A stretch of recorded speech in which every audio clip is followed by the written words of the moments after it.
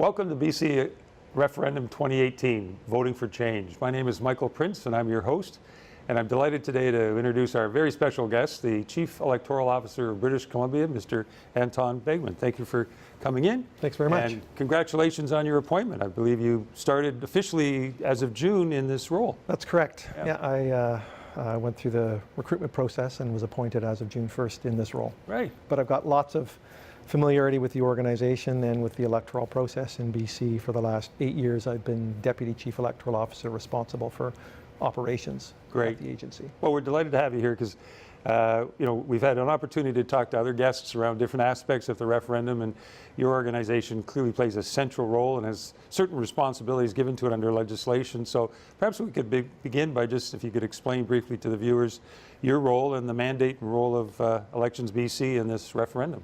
Sure, very happy to. And maybe I'll just start a little bit more broadly than that. Sure. So, as Chief Electoral Officer in the agency, I lead Elections BC. Our role and mandate really is to administer the democratic processes, provincial democratic processes in British Columbia under the governing legislation, as you mentioned. So key for us are the Election Act, the Referendum Act, the Local Elections Campaign Financing Act, Recall and Initiative Act, as well as other specific legislation that is enacted around those processes. We administer elections, referenda, the political financing process in the province, recall and initiative campaigns, and those sorts of things.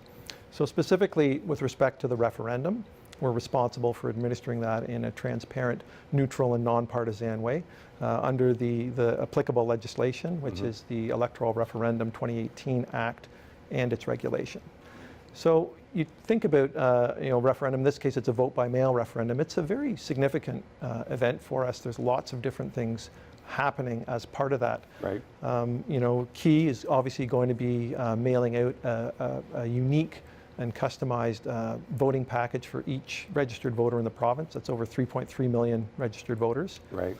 Then we'll be setting up processes to receive and process all those returned voting packages that we get, including screening them to make sure that we can consider them, counting and receiving ballots, monitoring the referendum advertising process, providing funds to the registered proponent and opponent groups. Yep.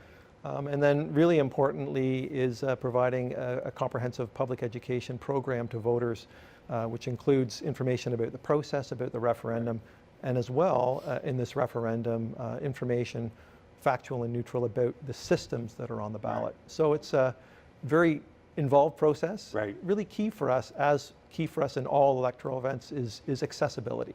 So we really want to focus on making sure that all eligible British Columbians have the opportunity to participate, and that when they do, the process is efficient and easy for them. Well, you've raised a lot of good topics there, kind of as almost an overture to what I'd like to talk with you about in the next 25, 28 minutes we've got in the show. So first of all, just from your perspective, the purpose of the referendum and why should people care about it? That's one of the things we're trying to get people interested about this, taking it seriously. But from your perspective as a nonpartisan office of the legislature, how would you kind of respond to that question? Well, so the election, it's for British Columbians to decide which type of voting system will we use for provincial elections. And how we elect our members of the Legislative Assembly, it's fundamental to our democracy. So I believe it's something that everyone should care about. The choice of a voting system, it impacts voters, it impacts candidates, it impacts political parties, it impacts how the legislature functions. It's very important. It's how votes are cast, how ballots are counted, how those votes translate into seats in the Legislative Assembly. So it really affects how we're governed, how our legislature functions. It affects things that impact us on a day-to-day basis. Well said. So in June, you received from the Attorney General and the government, they did a consultation, as you well know. They came up with 2 ballot questions. The government referred them to you for your advice, and you gave some comments on how to perhaps clarify or simplify. So the ballot questions people will be receiving, you had a look at and you actually had some input on, I guess, clarifying that. Could you just speak to a bit about how you looked at it, what kind of best practices you were keeping in mind to make sure this was as straightforward or clear and simple to voters as could possibly be? Sure. So I guess I'll start by saying, as I mentioned before, our role is on accessibility. Right. So anything that we can do that will help voters understand how they mark the ballot to express their preferences is important to us. So that's a starting point. The second starting point is, it's not our role. It was not the role of Elections BC to comment on, the choices on the ballot, the structure of the ballot, those types of questions. That's clearly government policy. And so government's responsible for that whole aspect of it. But for the wording and phrasing, how that's reflected on the ballot, we felt that we could provide some commentary to make that more accessible to voters, which is important to us. And I guess in a way, what I saw, you were actually helping with some plainer language that might resonate with people who might not understand certain more precise technical governmental terms or constitutional terms, but That's just everyday language. Everyday language. Yeah, yeah. So we've got two questions on the ballot. Basically, we were seeing a choice between two systems. Were you asked to comment on both sets of questions or just the first one? I can't. We were actually asked to comment on the first question, but I did provide comment on both questions. Just again on the wording and phrasing. Yeah, yeah. And is there, in your communications to the public, there's some confusion, I think some people, as to whether the second question is mandatory or optional, whether the voters actually have to kind of check or not check one or both, and so just some clarification there perhaps for our viewers would be helpful. So there's two questions on the ballot. The first question, it asks voters to choose whether they want to keep the current first past the post voting system, or do they want the province to move to a proportional representation voting system. So that's question one. Question two, it asks voters to rank 3 proportional representation voting systems in order of preference.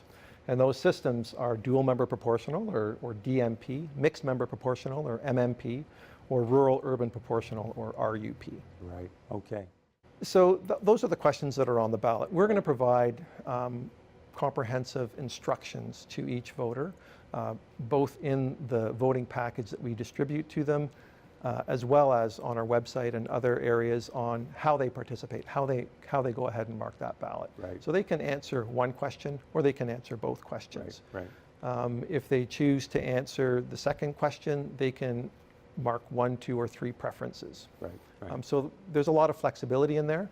A question that we have gotten is, if I respond to yes, I want to keep first past the post on the first question, and then I also answer the second question, will you count my answer for the first question? Yes. Well, yes, we will. We'll count the valid answer, all valid votes for the first question, and all valid votes for the second question. Right. Yeah, it'll be interesting to see if some people just answer the first one and leave the second one blank. Or more intriguingly would be people who just answered the second one and left the first one blank. But I guess you'll count whatever is properly indicated on the ballots. They will be duly recorded and reported. Provide voters with complete instructions, and then it's up to voters to mark the ballots. Well, part of the instructions or information, Anton, kind of lay out what particularly in the second question, the 3 different voting systems that they're being presented with. That'll be a key question. Is some concern that people, rural urban's kind of a brand new hybrid idea, doesn't exist anywhere in the world. So there seems to be a real need for some basic information. It's a challenge to describe a system that doesn't exist, but how will you go about trying to provide instructions or information to electors to make some informed choices on that? Yeah, so that's a core part of our mandate, as I said, is to provide a public education program to voters that both speaks to how to participate, so how to vote in the referendum, as well as providing factual and neutral information about the systems that are on the ballot. So we're going to roll out a comprehensive and detailed program beginning in September. The first piece is going to be an information card that's going to be sent to all residential addresses in the province that'll focus mainly at that point on getting on the list, getting ready to participate. So make sure that your registration information is correct with Elections BC so that you can receive your voting package on the mail out. Then as we move into October, November, it's going to shift really to how to participate in the referendum and what information do you need to know. So what are some information about the systems that are on the ballot? And so we've been working diligently over the last month and a half and are very close to being able to at least put some information out on our website. That information will go out earlier in advance of the information card being mailed out. Right. Then the second piece is we're going to be sending a very detailed voter's guide out, again, to all residential addresses in the province. Right. And so this detailed voter's guide will have information on the referendum, on how to participate, and information about the systems that are on the ballot. Okay. Right. Right. Now you mentioned earlier 3.3 million or so registered voters. From past elections and referendum, what's your sense of how many addresses will be incorrect or out of date, or new people who've moved into the province since the last election? So what's your anticipation of the kind of additional work you're going to learn from that mail out in September as to what you're going to need to do to help people, have that correct Sure. information? So just to clarify, the mail-in in September, it's an unaddressed mailer. Oh, so it okay. just goes to all the residents. It's not addressed to individual voters. Okay. And the same with the voter's guide. But you're right, the quality of the list, the quality of the addressing varies over time. If people move in the province, Right. sometimes, unless an electoral event is pending, Elections BC isn't the first agency that people will notify of that move. Right. The good thing, though, is we're just a year and a bit out from the last provincial general election, and the voters list is at its best quality following a provincial election, because people will have updated and registered their registered to vote prior to that election to Yeah. participate in the election. So Right. we're still fairly close. Right. We're going to be doing, as I said, the focus of this initial outreach is to get people ready to participate, Yeah. so that they can go online to register or to check their registration, or they can call us at our contact center that will be operating in order to do the same thing. Right. We'll be doing a lot of outreach. We'll be doing outreach with post-secondary institutions, First Nations groups, with groups that support voters that are outside of the province, Right. as well as local community groups, to make sure that people are aware and have an opportunity to Right. register and update. Right. So it's a mail-in ballot. Are there any other ways people will be able to vote or cast their vote on the referendum? Or You're right, it is a mail-in ballot. Right. And so as that's been set out in the legislation and the regulation, it means that we're sending a package to people. They can either return it by mail, we're providing a postage-paid envelope for people, Right. or they can drop off their completed package at, we're opening some referendum service offices, as well as any Service BC office in the province. Right. So while there's not per se traditional voting places where people can go, they Right. can receive in-person services at the referendum service offices and at Service BC. So starting November 5th, when these are going to be open and ready, Right. they can go there. Voters who haven't received a package in the initial mail out, which was from October 22nd to November 2nd, Right. they can go there, they can register there, they can request and be issued a voting package there. They can take that away, mark Right. it. They can also then come back and drop it off there. So there will be services Right. at in-person services, but not in-person voting places. Right.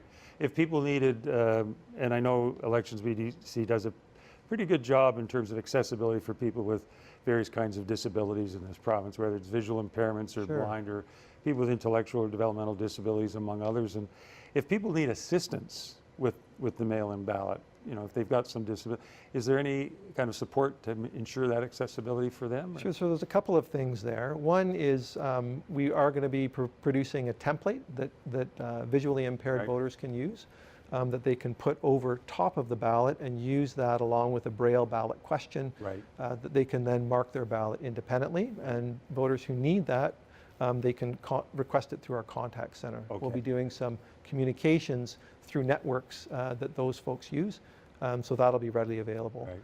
The legislation also specifically allows for people to receive assistance in both requesting a voting package as well as in marking a voting package, Right. should they need to do so. And that can be through a friend or family member who takes the oath and declaration to do that, or referendum service officials can provide that too. That's primarily indicated for if there are extended care facilities where Right. people are, they receive these packages. The staff may not have the ability to help voters, so we may be able to deploy someone from one of our offices to perform that Right. function. Right. Yeah, again, a really important part is that outreach of nursing homes, care homes, that sort of thing, which, And I guess one other thing to add on that, BC is very culturally diverse, and there's lots of different languages Right. that people speak in our province. So key pieces of information like the voting package information, as well as the information we're putting in the voter's guide that we're sending out, that's going to be translated into 14 different languages and made available on our website. We also make use of ethnic advertising channels, Right. ethnic media, to put forward some of our paid advertising. Right. Again, I think people might be familiar with that when they've seen it during a recent general election. That's right. That kind of outreach. And maybe if we could turn to your role with respect to the political parties and what role they're allowed to play under the legislation for this referendum, and question around public funding, the advertising, sponsors. You seem to have some responsibilities and Sure. roles there that'll be critical to assure British Columbians that this is a fair, open and transparent, and one compliant with the legislation as it's been set down. So maybe tell our viewers a little bit about your role there as, I guess, honest broker of the system, and what are those rules that the parties have to abide by, and other groups as well. Sure. So I'm not going to get into huge amount of detail here, Sure. because it's very complex, the legislation. Fair enough. And Yeah. I guess my starting point there would be anyone who wants to be an advertising sponsor. Check out our website. We've got detailed guides on there, information on there. Right. Give our expert staff a call, and they'll walk you through the processes and help answer your questions Right. that you may have on that. Right. Because there are rules and Yes. regulations around, and our role as Elections BC is we need to make sure that all participants in the process are compliant with those rules and to enforce those rules. Right. So also, you mentioned candidates and political parties. So Sure. the Act certainly does speak to that. To start off, sorry, not candidates, but MLAs and Yes. political parties, they can give interviews, speeches, write op-eds, letter to the editor, use free online channels, websites, blogs, social media to express their opinion. Sure. That's not considered a referendum advertising, and is fine for them to Right. do. Anyone, however, who wants to pay for referendum advertising, they have to register, they have to abide by the rules. There's limitations, Right. maximum spend of $200,000 during the campaign Right. period. Right. Now, That's for both 200,000 for the proponent side, 200,000 for no, the. that's Oh. that's for all Oh. referendum advertising sponsors, which have to be independent from each other and from the proponent Okay. and opponent. The proponent and opponent, we've provided them with $500,000 each worth of public funding. They can spend that, as well as the $200,000. Okay. So they have $700,000 Right. to spend. Okay. So the key thing is say a party wants to do some advertising. Well, they can do that. They can register as a referendum advertising sponsor. Parties and independent MLAs can do that. Right. But party MLAs can't, because part of the regulation specifies that they have to be election or referendum advertising sponsor has to be independent of political parties, and obviously party MLAs cannot be independent of their Right. party. Right. Okay. So there's a clear rule there. Yeah. So just to go back again, Sure. lots of rules, complex. Look at our website. Right. Call us. Yeah. Yeah. So people don't run in front of it. So if so, I guess as you're saying there, I guess we can expect perhaps a lot of tweets, right? That would just be part of free expression by whether it's the current MLA or the parties themselves. If we're in the campaign period now. It started officially July 1st, and this show's going out, of course, in the month of September. This will be picking up, particularly, as you say, once your kits go out, people get more informed. I guess we'll start hearing more about advertising from various groups through late September and October. If people think that they're hearing about misinformation or distortion, or is there a role that your office plays if someone felt they contacted your organization to say, I'm hearing what I think to be untrue or distortions? Is there a role or monitoring or fact-checking role that your organization will be playing in that? So first and foremost, as I said, our role is to administer the referendum and administer that includes the voting and the campaign finance provisions around there. Right. And so that's, we need to be neutral, we need to be transparent, we need to be nonpartisan in doing Right. that. To us, that means we don't get involved in the debate. Right. So there's going to be different points of view put forward by participants in the process. What someone may view as a pro for a system, another person may view as a con for the system. And so our role is not to vet the content Right. of referendum advertising, like we don't vet the content of election advertising, Right. except we make sure that the sponsorship statement is there and present on all advertising. Right. Where we will step in, though, it's around the process. So if there's misinformation out there about who can participate, Right. you know, you need to be a Canadian citizen, you need to be 18 years of age or older as of November 30th, you need to have resided in the province for 6 months immediately preceding November 30th, 2018. Right. So if someone says, well, landed immigrants can participate, we would correct that, Yeah, right? Because that right. is about the process. Yeah. So anything about the process, you know, the dates, the deadlines, how to participate, we'll correct that. And we're going to be monitoring social media so we can respond to inquiries coming in for certain. We'll also be proactive using social media to, you know, provide links to our information and that sort of thing throughout the campaign. Okay.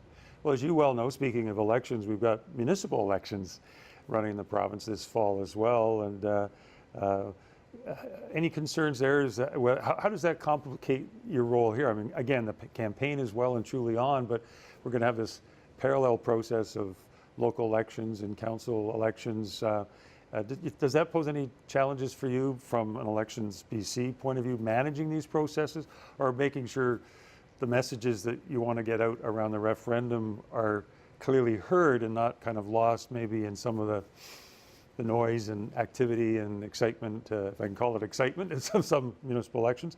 But yeah, some of the other issues that may be there front of center for people. It seems to be, it's an interesting challenge for you to have to face. But thoughts on that, as how that plays out, or anything you're doing different in the delivery of the referendum process because it's a municipal election year? Or? So for sure, it's complex, and it's complicated because we have overlapping campaign periods. So the election period is September 22nd through October 20th, and so that overlaps with the referendum campaign period. Again, like for referendum advertising, there's rules, and again, I would say that you know, if you're going to be speaking or advertising, I should say, local election, then contact us. You need to register, and there's different rules around that, different spending limits, that sort of thing, depending upon the jurisdiction. I think a really good rule of thumb is separation. So referendum advertising sponsors, you can continue throughout the local campaign to do your referendum advertising, put forward your referendum messages, but don't do election advertising. Similarly, election advertising sponsors or the local candidates or electoral organizations, they can do their election advertising as long as the sponsors are registered, but don't do referendum advertising at the same time. I've already heard a few candidates here in the Lower Island who in their materials for are stating positions on the referendum itself. I mean, they're talking about their local sewage issues, their housing issues, their local parks, their local municipal issues, but they're also, some of them are talking about the referendum. Any concerns there or risks that they're blurring the campaigns? Or yeah, it's interesting, and again, there's lots of detail in the regulation and the legislation around that. One thing that we're doing specifically is if in an advertisement, a local advertisement, you know, they're talking about their election issues, they happen to mention something about the referendum, that's all treated from a financial perspective as election advertising, so that there's no way that they could kind of circumvent the spending limits locally. So that's just one of the things that we're doing in there. Again, basically, I mean, there's responsibilities of the voter. You have your obligations and duties under the Act, but a lot of this in democracy comes down to the voters too, being aware and being clear in their own minds as to what the issues are as well. So before we started the show, you were talking about, you know, this is, I think, our 6th referendum in modern BC history, and you've been part of several of them, in fact. And in fact, I think this is your 3rd electoral referenda that you've been through. Any lessons from the previous ones that have helped informed how you're managing this one, or how this one's different? I think people might be interested, again, from your perspective as someone who's the neutral overseer of these processes. You know, we're the first province to actually have a 3rd one. I think PEI might be following us in the near future, but some people, I think, roll their eyes why we have a 3rd one, but that's not what I'm asking you. But from your point of view, managing these, you know, are there lessons that are transferable from the past in 2005 or 2009? And differences that are notable for this one for you? Sure. So I think Elections BC, we really focus on lessons learned. We have a project management methodology approach to administering electoral events, Right. and do full and detailed follow-up after each event to identify, what worked, what do we want to keep, what do we want to tweak, what do we want to improve, and what did we do that we didn't think was very effective that we don't want to keep on doing. Right. So there's lots of lessons that we can learn. I think that obviously this is vote by mail, so the greater lessons that we're going to apply are ones from the 2011 HST referendum, which was vote by mail, Right. and also from the 2015 transit and transportation plebiscite for Metro Vancouver. Also a mail-in. Also vote by mail. And to be honest, we also learn from some of our American cousins who, Right. There are states in the US that are completely vote by mail, Oregon and Washington and Right. Colorado, for Right. instance. I was down on a visitation to observe the last election. They have elections every year in the States, Right. in Colorado, and saw some things around processes that we're bringing forward for this referendum to make Right. our processes more efficient. We've incorporated a correction process. Sometimes people will forget to sign their voting package and they Right. send it in. We're providing an opportunity through this correction process for people to correct that so that ballot can be corrected. In the old days, that would have been called what, a spoiled ballot, or The certification envelope wouldn't have been considered Even because it opened. didn't meet the requirements of the right, legislation. right, So okay. that's not to say that I'm encouraging people to miss things. Follow the instructions, make sure that you complete your ballot correctly and sign your certification Right. envelope, put your date of birth on. Right. But there is that process, and it's Yeah. an example. Sure, go ahead. Yeah.